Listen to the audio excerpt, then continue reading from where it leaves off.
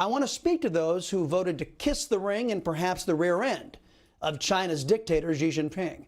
A vote for Biden was a vote to harm yourself. That's the conclusion we reach in tonight's preamble. Let's leave aside all the Democrat socialist advocacy I just listed to focus on what liberals consider their strength, the China virus. If you watch the biased media, you're left with this false notion that somehow President Trump is to blame. Now, without a doubt, you have been misled by a biased media that knows all too well that the virus was unleashed on this world intentionally by the communist Chinese government. It was that very same basket of biased press that convinced you that Beijing Biden was worthy of your vote. They lied or hid the truth about Biden from you. You didn't get a savior from the virus, rather a vacuous man with an equally vacuous party that offers some pretty scary solutions for the China virus. You all know about the promised mask mandates, the closing of the United States economy, and the closure of your businesses and the loss of your jobs. But the word coming out of the office of the president-elect, which, by the way, isn't a thing. It's fake, it's theater, it's simply a media fabrication. The word is, from Beijing Biden, that there will be a new China virus task force. One member of the task force is Ezekiel Emanuel, the brother of the former Godfather mayor of Chicago, Rahm Emanuel.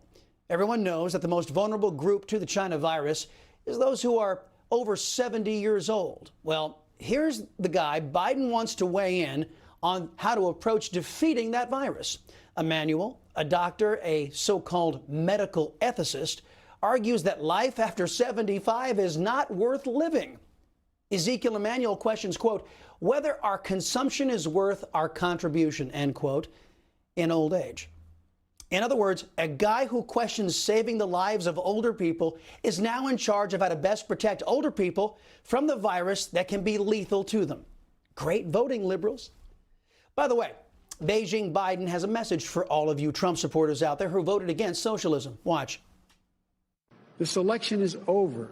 It's time to put aside the partisanship and the rhetoric that designed to demonize one another. It's time to end the politicization of basic responsible public health steps like mask wearing and social distancing. We have to come together to heal the soul of this country so that we can effectively address this crisis. Right. Heal the soul by wearing masks and social distancing, because all leftists who voted for Beijing Biden take the China virus very seriously.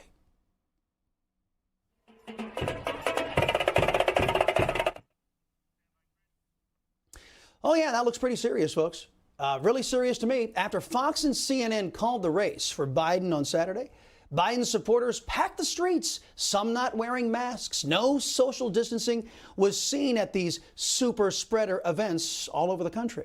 But the press, well, they said nothing. And even if a member of the press grows a conscience and wants to ask a tough question of Biden, well, here's what we get. Thank you.